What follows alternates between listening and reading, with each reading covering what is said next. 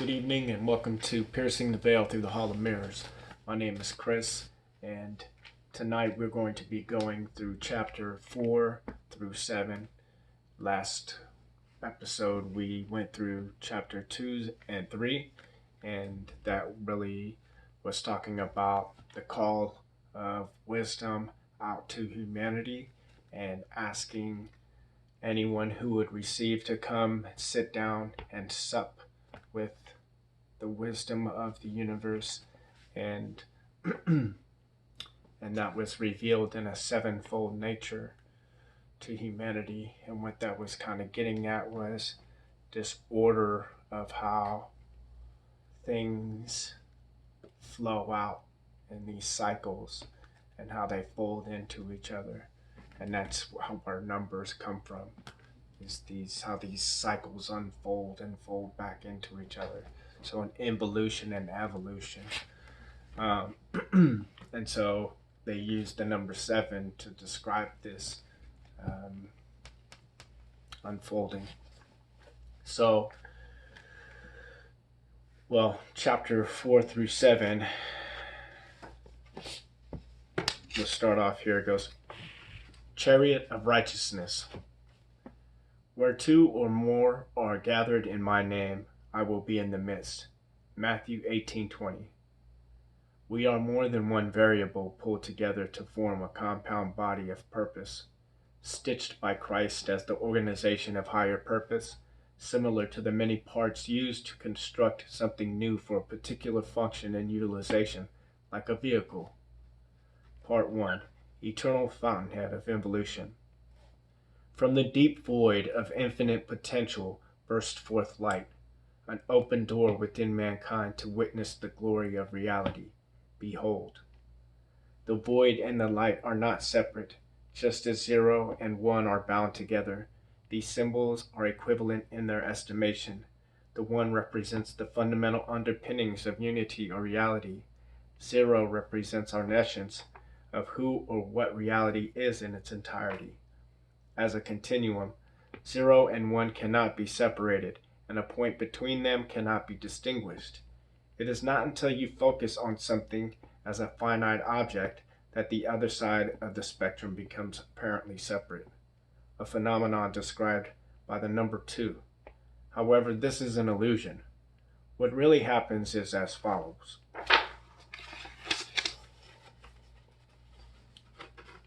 And this is, again, a commentary. I'm going through each verse here, and I'm not calling out verse and chapter as I'm reading through it, just to give it some kind of, stitch it together.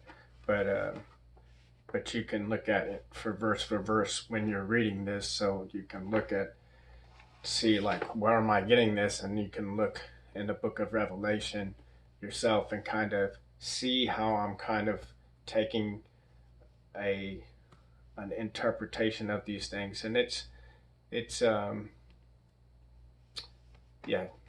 let you run with that in your own time. Okay, so continuing on, we're here at chapter 4 verse 3. I cannot be divided, immutable. I cannot be gazed upon directly, omniscient. I am honored and served 24/7 by all, omnipotent. The diversity of motion witnessed from any perspective is the covenant of universal law. Life is balanced overall for the evolution of consciousness by inheritance. Vortex as crystal ripples of frequency, the shining crystal without imperfection, transparent and solid in ways of living integrity that declare glory. And then in here, in that chapter, it's kind of hard to describe the beginning of how Revelations unfolds, because it uses numbers and pictures. And so these illustrations are kind of bridging the gaps where I'm talking about these things, so you can see the overarching ideas that they're trying to point towards to kind of pull these patterns together. So, um, they're kind of like coming at it from a macrocosmic perspective, and but they're tying it into um, the the microcosm of the individual, and how there's this this deep interconnected relationship that is there, and how it unfolds just like the cosmos does. And so that's what it's pointing towards. And so here we'll see, like in 4:3, it's talking about rainbow around thrones. And so, well, what the rainbow was a representation of was God's covenant with his people. And so, and it's talking about how the rainbow was around Christ, so we're seeing like God, humanity as like the prism of God's light, right? And so, and that's 24 in a circle that are around him. And so I go deeper into this because that 24 ties into the 144,000 that's later on the witness, because it's 12 by 12. And this was really like the first insight when I was back in prayer back in '07, like deep in prayer trying to understand the book of Revelation. And I was like, man, I don't know, just so what happened was I was like writing this out, and it's hard to explain unless you got to grab a pen and paper and kind of do the numbers yourself, but basically it's describing um, like a geometrical pattern of with dots, and how these all represent individuals and points of but they're like in a circle at the same time, see? So it's kind of like the cosmos here. And so it's like that's everywhere at all times, And it's like an overarching pattern through and through. And so then it gets to talking about like the zodiac and how that's the 12, and that's so these kind of bridge and bleed through towards each other when we're talking about like the tree of life, or we're talking about the universal law in its different forms of, or we're talking about how it functions. And so, we've seen like, so those all blend in and bleed through. And so I kind of just lay these out in a way that like you'll read these in the different traditions, Eastern traditions and Western traditions, and they kind of like fold over each other, and they're talking about the heart and space and like and the soul, and like, so they've got the elements like air, and so they all have their different representations of things. And so that's kind of what I go into here. So you can kind of check that out on your own time, and you kind of just let meditate on that as you're reading it, and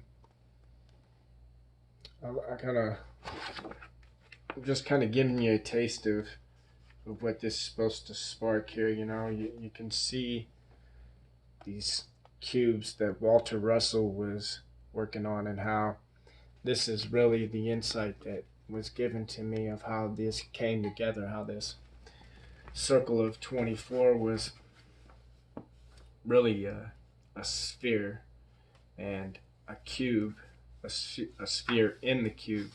And so when you took that circle of 24, that was really a pyramid. And so then on the other side was the same thing. So you had a pyramid, say like a pyramid pointing down at the top and a pyramid pointing upwards at the bottom. That'd be like, the top and bottom of a cube, and then you'd have another two on the side. So that'd be four, and then another two, that'd be six total. So six pyramids of 24 circles makes 144. And then, so that's represented by 144 times 1,000, and 1,000 is just a number like exponential. They're trying to reference, like, like it's just a large ongoing number. So the 144 is like 12 times 12, right? So that's talking about the body of Christ, and how it enfolds all of us into it, how we're the witness. And I mean, that's what we're here to do, is ultimately is bear witness as true as possibly to what we're seeing, and be to unfold that with ourselves, and is the highest goal of we could possibly want to pursue as individuals, and as a corporate body we get to kind of wrestle that out together, and we all have like a piece to. That's why we look like the prism, anyhow. I think that's enough for tonight.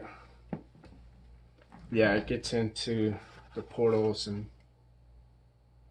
Christ, the Lamb, as the innocence of humanity, as the actual and archetypal human, trusting in the providence of integrities and the guidance of momentum. Christ is a vessel and for the spirit of insight into objective consciousness, giving humanity the gift of worship and awareness of life, functioning as a prism from the deep formless light to the manifestation of spectrum in all directions. So, yeah. So that's just kind of, then we get in here. So it's like 5 through 6 is like the root of David, the Merkaba. This is the soul shrouded in humanity. So it's like trying to paint, like, this is what I was given this, like, imagine like some higher essence, pouring through, like what we see as human, but there's something in there much, and it's in everything, just, it's a divine thing, and has made us kings and priests, and we shall reign on earth. And so, like, I kind of, this guy right here, Fred Tomaselli, I love his work, so rad. Like I did, this is like a picture of like just a tree in reflection, but doesn't it look like a brain? I'm like, that's just, in nature, like there's our brain. And like, well, here it's Tomaselli, he took all these different like pictures of different stuff and like folded it in together, and I don't know, I just thought it was a great representation of like, it almost looks like sound, like, and how it like pulses through nature and created this vessel that we know is human, that is perceiving reality. I just thought it was fantastic. It makes you the imagination, and this is what they were trying to inspire with these scriptures. So anyhow, I think I'll leave it there, and I hope that spurs your imagination, and we'll pick this up on the next one. All right. Have a great evening.